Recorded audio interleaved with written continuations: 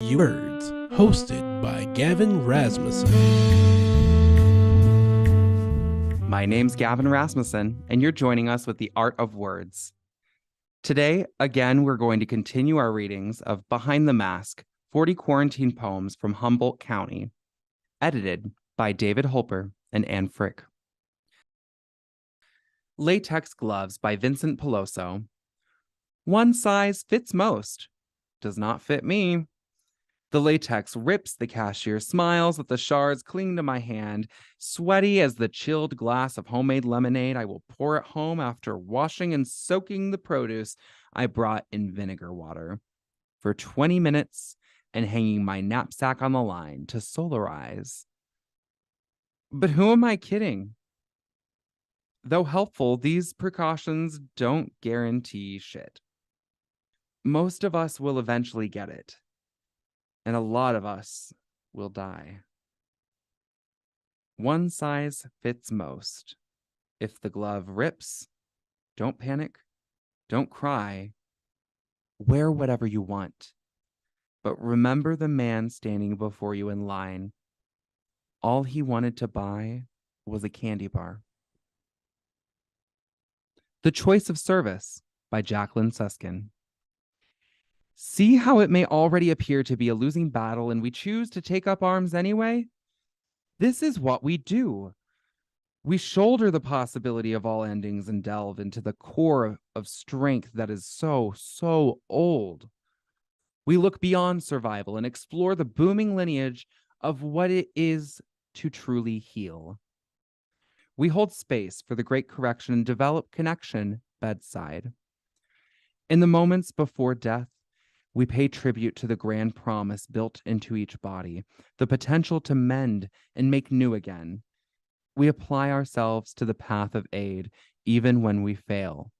For our efforts of attention, our presence and practice can cause breath to return. A Lot on Her Plate by Neil Tarpey. Our cell phone connection is crystal clear. My niece, a nurse who's routinely so calm, holds back crying. She's been the final face a few patients have seen before they died in her Long Island hospital, whose 519 beds are all COVID-19 cases. I listen and worry about the dangerous 12-hour shifts, heartbreaking compassionate care, her husband homesick with mono again, 3 college-age kids with cabin fever, who must rebuild their backyard fence blown down by a rainy windstorm so their dog Buster won't run loose. Shit, she's got a lot on her plate. We discuss other family members in the New York hot zone. I visited them all last fall, when none of us foresaw a Grim Reaper virus collecting the old and sickly, the young and bulletproof, the cocky, the oh so holy, the wrong place and wrong time victims. After our conversation ends, I stare at the dying sunset, lilac, orange, amber, crimson, a panoramic candlelight vigil for those dead on the other coast, and a warning quite clear that darkness is coming. What COVID Took from Me by Dawn Tisdale. COVID took my last chance to see my mom again. The cancer gave her an expiration date, but at least cancer would wait just one more last week till spring break. Maybe cancer could wait a whole lot longer than just spring break or the summer or Thanksgiving, maybe even Christmas. But COVID took her lungs capacity of a whole lot longer. COVID couldn't wait a whole lot longer. COVID couldn't even wait for one more last. COVID took our one more last. COVID took our one more last hug. COVID took our one more last eruption of laughter. COVID took our one more last motherly kiss, the kind you have to wipe off your cheek after. COVID took our one more last playful tease. COVID took one more last summer by the pool. COVID took one more last volunteer day at the Rose Garden. COVID took one more last cry over some dumb show like American Idol. COVID took our one more last chance to see and hold each other's faces.